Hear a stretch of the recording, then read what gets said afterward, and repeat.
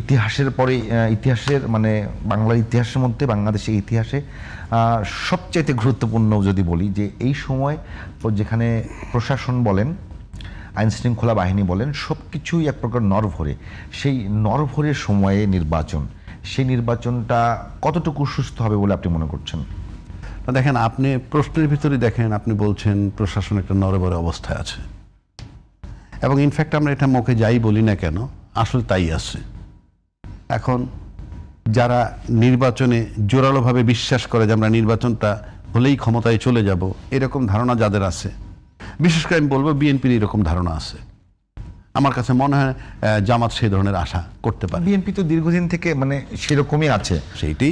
তারপরে আমরা অতীত যে জরিপ আছে সেই জরিপের রেজাল্টটা তাদের সামনে আছে যে তাদের 30-35% ভোটার আছে। এখন এই মুহূর্তে কি সেটা তো অন্য কথা, কিন্তু এই রেকর্ডটা আছে, রেকর্ডটা আছে। আর সেই হিসাবে জামাতের রেকর্ড 7-8% আছে। আবার সবাই একটু ধারণা করে জামাতের হয়তো কিছু বাড়ছে, সেটা আমি ধরে নিলাম 10-12-15ই হোক সব মিলিয়ে, তারপরে বিএনপি অনেক আগে। তো সেক্ষেত্রে মনে করেন যে নরবরের প্রশাসনের কথা আপনি বলছেন সেটা কিন্তু জোরালোভাবে তারা বলে না। যদি বলে তাহলে তো নির্বাচন করা যায় না।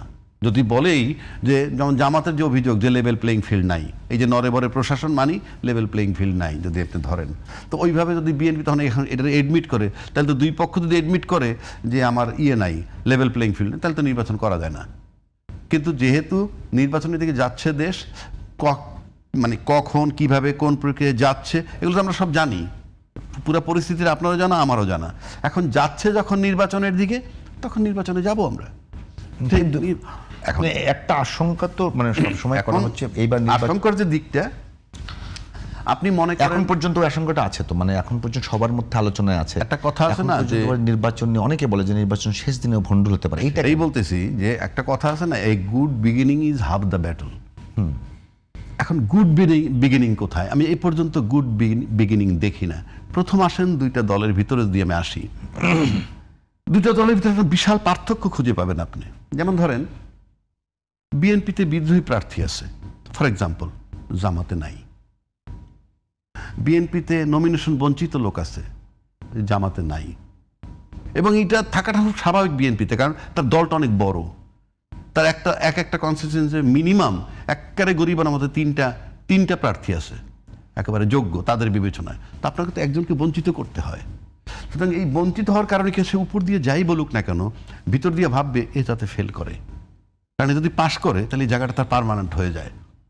আমরা যেটা মাঠের রাজনীতি দেখি, মানুষের অ্যাটিটিউড যেটা, আপনি কর্মক্ষেত্রেও তাই দেখবেন, এখানেও একটা কম্পিটিশন চলে। আপনি যে এই টিভি চ্যানেলটা, এখানেও কম্পিটিশন আছে, কে কাকে সাইড কাটায় কে সামনে আসতে পারবে, এইটা আছে। এটা জামাতের নাই। এগুলো কিন্তু ডিমেরিটস। তারপরে আসেন জামাতের চেইন অফ কমান্ড। আপনি দেখেন চেইন অফ কমান্ড, আপনি ভালো করে যদি লক্ষ্য করে দেখেন, আমরা ফরিদপুরের বোধহয় কালকে দেখলাম যে তারেক রহমান সাহেবের মিটিংয়ে যে সিকিউরিটি যারা দায়িত্ব পালন করে, তারা একজনে ওই যে ব্রিফ কেসের মতো একটা কী থাকে, এটা কিন্তু ইনফ্যাক্ট এটা বোধহয় প্রোটেক্টর, ওই যে সিকিউরিটি, মানে এটা বোধহয় বুলেট প্রুফ। ইভেন ওদের গায়ে যে জ্যাকেট সেটাও বুলেট প্রুফ। সে এটা গাড়ির ভিতরে রাইখে কিন্তু সে গায়ের শক্তি দিয়ে সব সরাইছে, মানে তারেক জিয়া সাহেবের গাড়ির কাছে এসে পড়তে চায়। মানে এটা আপনি অনেকটা চেইন অফ কমান্ড ধরতে পারেন। চেইন অফ কমান্ড থাকলে আপনি হাতে গোনা সিকিউরিটি লোক কয়টা, লক্ষ লক্ষ লোক হয়। সুতরাং চেইন অফ কমান্ড থাকলে কিন্তু লক্ষ লোকে কিছু আসা যায় না। আপনি জামাতের চেইন অফ কমান্ড আছে, আমি দেখতেছি যেটা। এরপর যদি আপনি আসেন বিএনপির যুবদল বা বিএনপির ছাত্র দল, আর যদি আপনি শিবির আনেন পাশাপাশি, আপনি বয়সটাকে বিবেচনা করে দেখেন, তুলনামূলকভাবে যুবদল ছাত্রের বয়স অনেক বেশি, বয়স ব্যক্তিদের শিবিরের তুলনায়। ছাত্র দলে কি অন্য কোনো পন্থা ছিল? আর মানে যেহেতু সেটা যাওয়ার বিষয় না, বিষয়টা হচ্ছে যে আপনি বয়স্ক লোকের 50টা বয়স্ক লোক, 45 বছরের 50টা লোক আর 25 বছরের 15টা লোক ইকুয়াল।